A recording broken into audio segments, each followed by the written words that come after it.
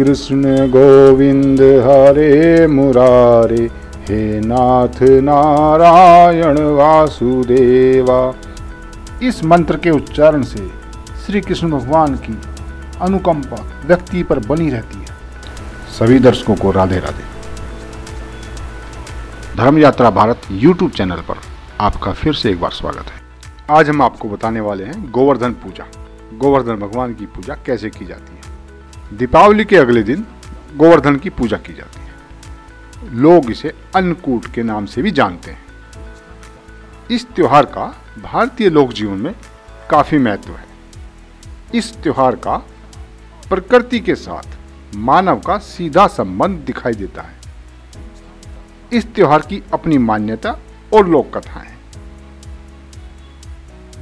गोवर्धन पूजा में गोधन यानी गायों की पूजा की जाती है। शास्त्रों में बताया गया है कि गाय उसी प्रकार पवित्र होती है जैसे नदियों में गंगा। गाय को देवी लक्ष्मी का स्वरूप भी कहा गया है। देवी लक्ष्मी जिस प्रकार सुख समृद्धि प्रदान करती है, उसी प्रकार गौ माता भी अपने दूध से स्वास्थ्य रूपी धन प्रदान करती है। इसका बछड़ा खेतों में अनाज उगाता है। इसी तरह गौ संपूर्ण मानव जाति के लिए पूजनीय और आदरणीय है। गौ के प्रति श्रद्धा प्रकट करने के लिए ही कार्तिक शुक्ल पक्ष प्रतिपदा के दिन गोवर्धन की पूजा की जाती है और इसके प्रतीक के रूप में गाय की पूजा की जाती है। गोवर्धन पूजा का शुभ मुहूर्त कब है। गोवर्धन की पूजा प्रातःकाल से शुरू हो जाती है। इस दिन प्रातःकाल स्नान करने के बाद पूजा प्रारंभ करनी चाहिए। इस दिन पूजा से पूर्व गाय के गोबर से गोवर्धन पर्वत का निर्माण कर पूजा करनी चाहिए। गोवर्धन पर्वत पर अन्न, खीर, लावा, मिष्ठान आदि का भोग लगाना चाहिए। पंचांग के अनुसार 5 नवंबर 2021 शुक्रवार को प्रतिपदा तिथि को प्रातः 2:44 पर शुरू होगी और रात्रि 11:14 पर समाप्त होगी। गोवर्धन की पूजा 5 नवंबर को ही मनाया जाएगा। जब कृष्ण भगवान ने ब्रजवासियों को मूसलाधार वर्षा से बचाने के लिए 7 दिन तक गोवर्धन पर्वत को अपनी सबसे छोटी उंगली पर उठाकर रखा और गोप गोपिकाएं उसकी छाया में सुखपूर्वक रहे। 7वें दिन भगवान ने गोवर्धन को नीचे रखा और हर वर्ष गोवर्धन पूजा करके अन्नकूट उत्सव मनाने की आज्ञा दी। तभी से यह उत्सव अन्नकूट के नाम से मनाया और जाना जाता है।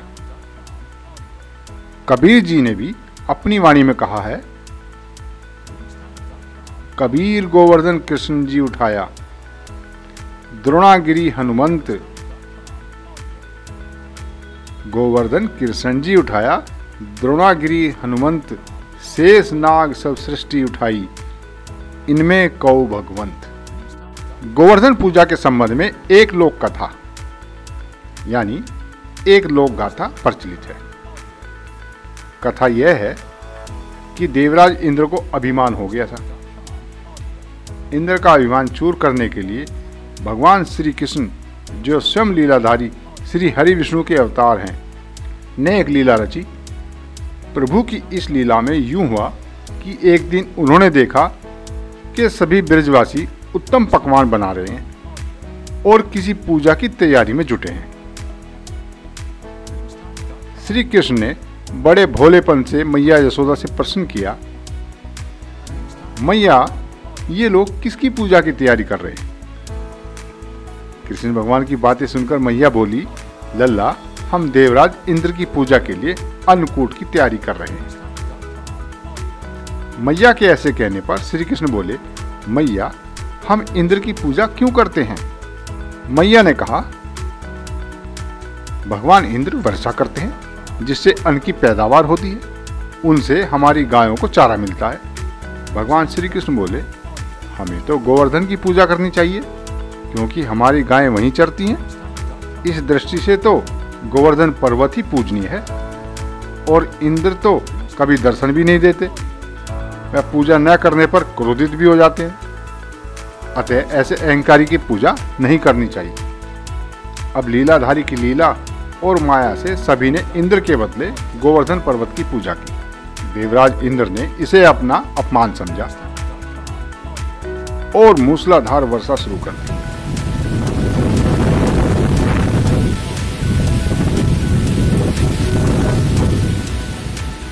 प्रलय के समान वर्षा देखकर सभी ब्रजवासी भगवान कृष्ण को कोसने लगे। ये सब इसका कहाँ मानने से हुआ है। तब मुरलीधर ने मुरली कमर में डाली और अपनी कनिष्ठा उंगली पर पूरा गोवर्धन पर्वत उठा लिया और सभी ब्रजवासियों को उसमें अपने गाय और बछड़े समेत शरण लेने के लिए बुलाया। इंद्र कृष्ण की यह लीला देखकर और भी क्रोधित हो गए, जिसके परिणाम स्वरूप वर्षा और तेज हो गई।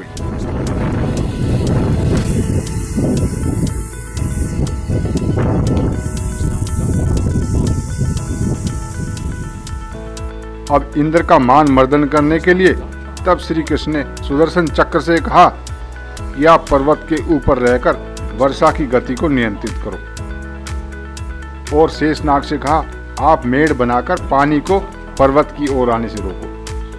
इंद्र भगवान लगातार 7 दिन तक मूसलाधार वर्षा करते रहे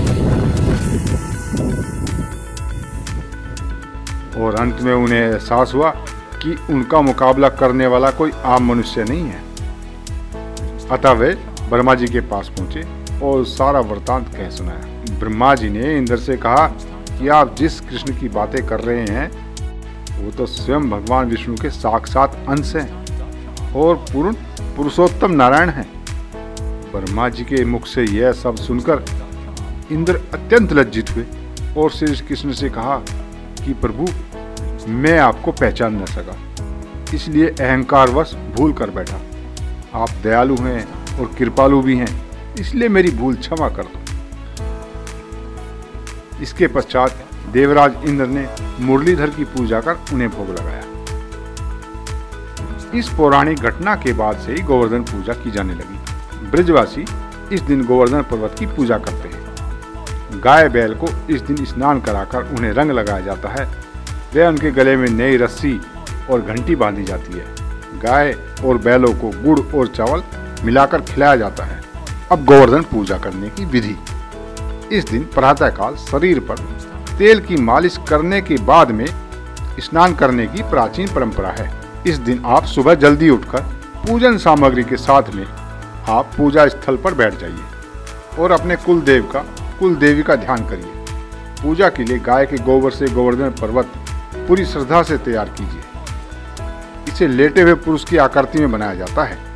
यदि आपसे ठीक तरीके से नहीं बने तो आप चाहें तो जैसा बना लीजिए। प्रतीक रूप में गोवर्धन रूप में इसे आप तैयार कर लीजिए। गोवर्धन की आकृति तैयार करने के बाद उनके मध्य में भगवान श्री कृष्ण की मूर्ति रखी जाती है। नाभि के स्थान पर 1 कटोरी जितना गड्ढा बना लिया जाता है और वहां पर 1 कटोरी या मिट्टी का दीपक रखा जाता है।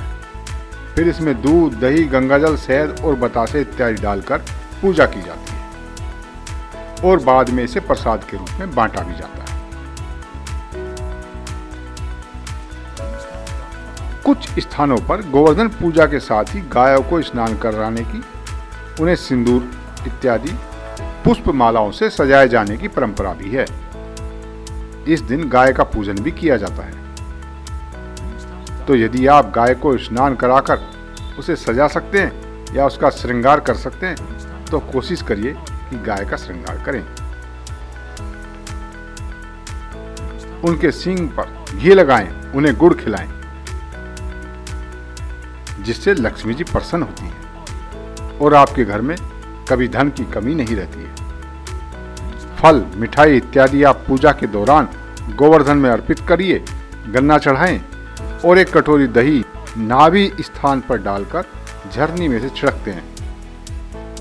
गोवर्धन जो बनाया जाता है गोबर का, उसमें दही डालकर उसको झरनी से छानिए और फिर गोवर्धन के गीत गाए जाते हैं। गोवर्धन की 7 बार परिक्रमा की जाती है। परिक्रमा के समय घर का जो मुखिया होता है उसके हाथ में जल का लोटा होता है। दूसरा व्यक्ति अन्न यानी जौ लेकर चलते हैं और जल वाला व्यक्ति जल की धारा को धरती पर धीरे धीरे गिराता हुआ चलता है और दूसरा व्यक्ति यानी कि अन्न को बोते हुए उसी परिक्रमा में चलता है। यह परिक्रमा 7 बार की जाती है और फिर भगवान गोवर्धन का नाम लेकर उनकी जयकार करके गोवर्धन की पूजा संपन्न की जाती है और फल, मिठाई, बताशे प्रसाद के रूप में बांटकर सबको खिलाया जाता है। तो बोलिए गोवर्धन भगवान की जय। जय श्री कृष्णा।